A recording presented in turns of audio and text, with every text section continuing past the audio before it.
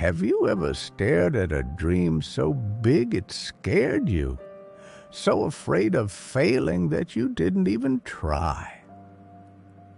This is the story of Mark. Mark was a man who believed in God, attended church, and tried to live a good life. But his faith was a quiet, cautious thing. He prayed for others, but when it came to his own dreams, he was afraid to ask God for anything too big. What if God said no? What if he tried and failed? To Mark, faith felt like a gamble, and he didn't like those odds.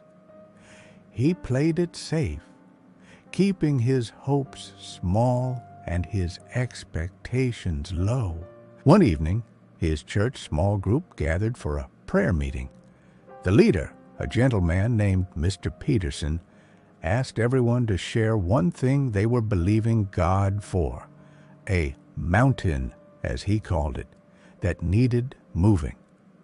People shared requests for healing, for prodigal children, for broken marriages. When it came to Mark, he hesitated. His secret mountain was his art. He had a God-given talent for painting, but years of rejection and fear had caused him to pack his brushes away. His dream of creating something beautiful for others felt foolish and selfish compared to the others' needs. I guess I just pray for a good week at work, Mark said, shrugging.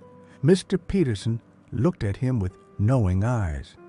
Mark, he said softly, faith isn't just believing God can. It's trusting that He will, according to His perfect will. But we must first have the courage to bring Him the raw material, even if that raw material is a dream you're afraid of. He opened his Bible to Hebrews 11:1 and read, "Now faith is confidence in what we hope for and assurance about what we do not see." Notice, Mr. Peterson continued, it doesn't say faith is the guarantee that we get what we want. It is the confidence and assurance in God's character itself.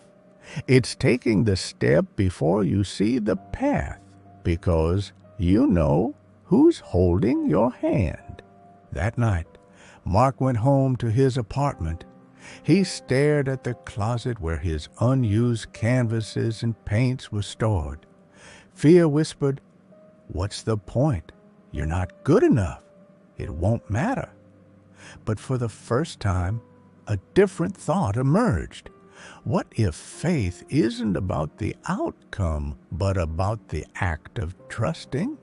With a deep breath, acting not on a feeling but on a choice, he pulled out a canvas and his paints.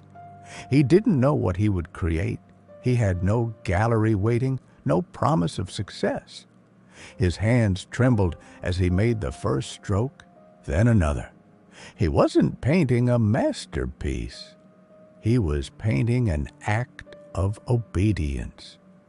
He was moving in the assurance of what he did not see. He painted late into the night. The smell of the paint filled the room.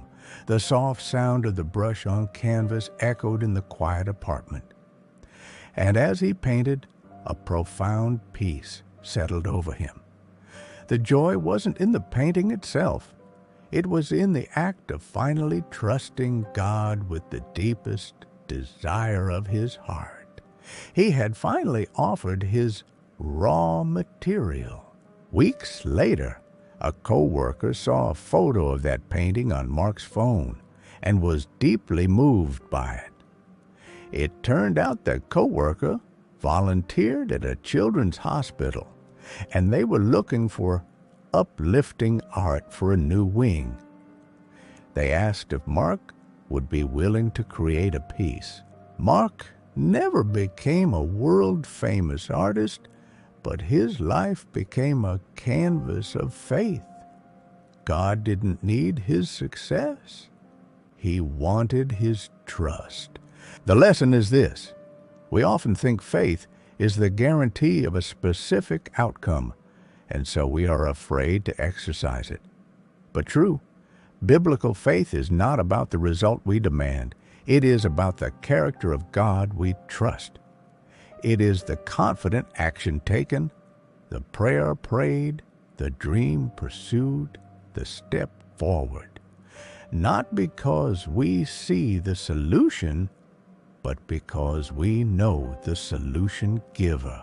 Faith is putting the canvas on the easel and picking up the brush, not because you see the finished painting, but because you trust the artist who is guiding your hand.